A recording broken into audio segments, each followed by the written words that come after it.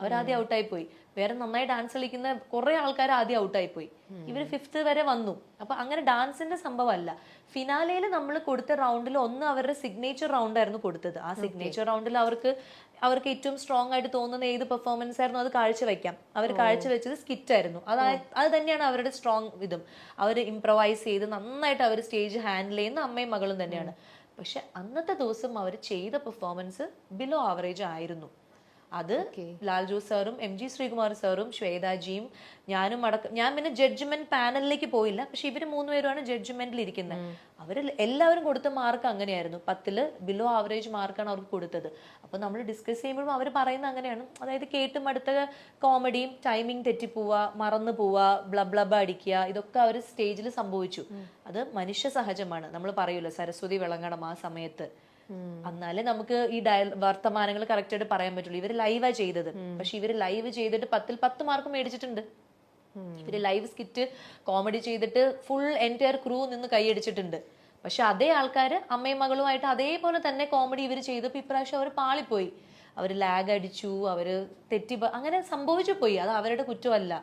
അപ്പം മാർക്ക് ഇടുന്ന സമയത്ത് ജഡ്ജ് അത് നോക്കിയിട്ടാണ് മാർക്ക് ഇടുള്ളൂ. പിന്നെ അവർക്ക് കൊടുത്ത ഡാൻസ് റൗണ്ട് അതിൽ പ്രത്യേകം റൂൾസിൽ പറഞ്ഞിട്ടുണ്ടായിരുന്നു, നിങ്ങളുടെ ഡാൻസ് അല്ല നമ്മൾ നോക്കുന്നത്, മൊത്തത്തിലുള്ള ഗ്രൂപ്പ് പെർഫോമൻസ്. അതുകൊണ്ട് അവർക്ക് ഒരു ഇതും കൂടി കൊടുത്തു, നിങ്ങളൊരു ഗ്രൂപ്പിനെ കൊണ്ടുവന്നോ, നല്ലൊരു ഡാൻസ് ടീമിനെ കൊണ്ടുവന്ന് നിങ്ങൾക്ക് ചെയ്യാം. നിങ്ങളുടെ മൊത്തത്തിലുള്ള പെർഫോമൻസിന് ഒരു ഓവറോൾ നമ്മളൊരു പെർഫോമൻസ് കാണുമ്പോൾ നമ്മൾ പറയുമല്ലോ വാവ് ഭയങ്കര ഒരു കൊള്ളാം എന്ന് പറയുമല്ലോ. അത് മാത്രമേ നോക്കുന്നുള്ളൂ. അല്ലാണ്ട് ഈ അമ്മയും മകളും എന്നല്ല, നമ്മുടെ കണ്ടസ്റ്റൻസിൽ ഒരു അമ്മയും മകളും ഡാൻസ് ചെയ്യുന്നത് മാത്രമല്ല നോക്കുന്നത്. അപ്പം ഇവർ കിട്ടിയ ഗ്രൂപ്പും ഇവരുടെ ആ ഒരു ഇതുണ്ടല്ലോ, നമ്മൾ ഗ്രൂപ്പിന്റെ കൂടെ കളിക്കുമ്പോഴും ആ ഗ്രൂപ്പിന്റെ ഒരു എനർജിയുടെ കൂടെ ഇവർക്ക് മാച്ച് ചെയ്യാൻ പറ്റുന്നില്ല, ഗ്രൂപ്പിന്റെ ടൈമിങ്ങിന്റെ കൂടെ ഇവർക്ക് തെറ്റ് പറ്റുന്നു, അല്ലെങ്കിൽ ഇവരുടെ പെർഫോമൻസ് ഗ്രൂപ്പ് ഡാൻസ് നമ്മളെപ്പോഴും കണ്ടുവരുന്ന ഒരു ഗ്രൂപ്പ് ഡാൻസ് ആയി മാറി എന്നാണ് ജഡ്ജസ് പറഞ്ഞത്.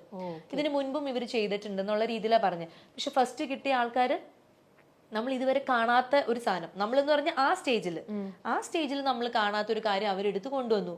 അപ്പൊ അത് ജഡ്ജസ് അവർക്കൊരു വാവ് കൊള്ളാലോ എന്ന് തോന്നിപ്പോയി. അവരുടെ അത് എല്ലാം ശ്രദ്ധിക്കും. നമ്മൾ എടുക്കുന്ന മ്യൂസിക് വളരെ ഇമ്പോർട്ടന്റ് ആണ് ഒരു ഡാൻസിന്. ഡാൻസ് ഒക്കെ ചെയ്യുമ്പോൾ അറിയാലോ, ചില നമ്മൾ അമ്പലത്തിലൊക്കെ ഉത്സവത്തിന് കളിക്കുമ്പോൾ ചില പാട്ട് നമുക്ക് ഭയങ്കര ഇഷ്ടമായിരിക്കും, നമ്മളത് ഡാൻസ് നല്ല ആസ്വദിച്ച് കളിക്കും. പക്ഷെ കാണുന്നവർ ഉറങ്ങി തൂങ്ങിട്ട് വേറെ പാട്ടില്ലേന്ന് ചോദിക്കും. അപ്പൊ നമ്മൾ എടുക്കുന്ന പാട്ട്, നമ്മൾ ആ പാട്ട് എഡിറ്റ് ചെയ്യുന്നതിൽ നമ്മുടെ പ്രോപ്പർട്ടി, നമ്മളുടെ കോസ്റ്റ്യൂം, നമ്മുടെ എക്സ്പ്രഷൻ, നമ്മുടെ ടൈമിങ്, നമ്മുടെ എനർജി, ഒരു 5 മിനിറ്റ് ഡാൻസ് നമ്മൾ കളിക്കുന്നെങ്കിലും ത്രൂ ഔട്ട് ഒരു എനർജി വേണം.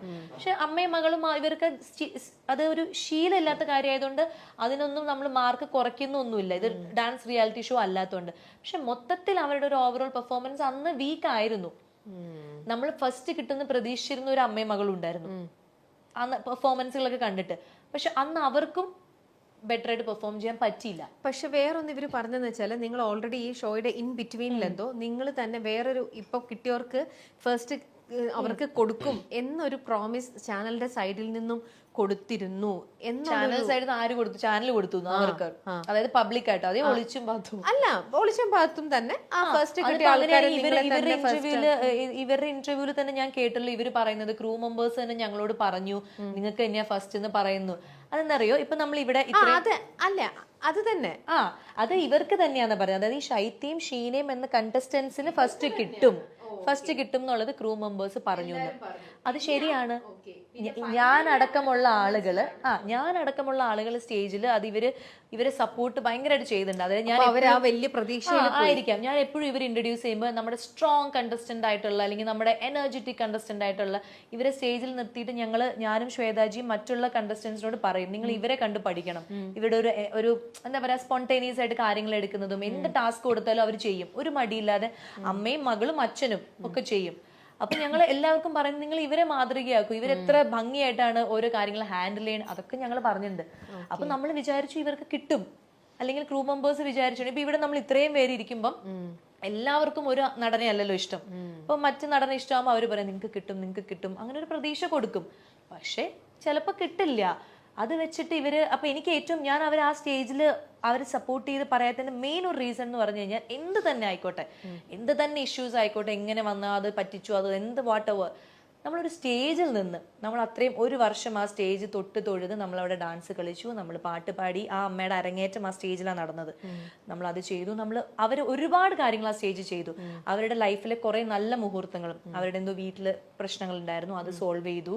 അവരുടെ അമ്മയായിട്ടുള്ള സ്നേഹബന്ധം, ഭർത്താവുമായിട്ടുള്ള സ്നേഹബന്ധം, മകളുമായിട്ടുള്ളത്, അങ്ങനെ ഒത്തിരി നല്ല ഓർമ്മകൾ സമ്മാനിച്ച ഒരു സ്റ്റേജ് തന്നെയായിരുന്നു. അവരിന്ന് തൊട്ട് ഒരു 5 മിനിറ്റ് മുമ്പ് അവർ പറഞ്ഞതാണ്, ഓക്കെ, ഈ സ്റ്റേജാണ് എൻ്റെ ജീവിതത്തിലെ ഇത്, ഈ നിൽക്കുന്ന 5 പേരും എനിക്ക് എൻ്റെ ഫാമിലി പോലെയാണ്, ഈ കണ്ടസ്റ്റൻസ് എല്ലാവരും എൻ്റെ ഫാമിലി പോലെയാണ് എന്നൊക്കെ പറഞ്ഞ ആള് ഒരു 5ാമത്തെ സ്ഥാനമാണ് കിട്ടിയെന്ന് പറഞ്ഞപ്പോഴേക്കും അവിടെ നിന്ന് വാക്കൗട്ട് ചെയ്ത് പോകുന്നത്. അത് ഞാൻ ഇപ്പോഴും അത് വളരെ, എനിക്ക് ഒരു മടിയില്ല അത് പറയാൻ. ഒരു കലാകാരനും കലാകാരിയും അത് ചെയ്യാൻ പാടില്ല.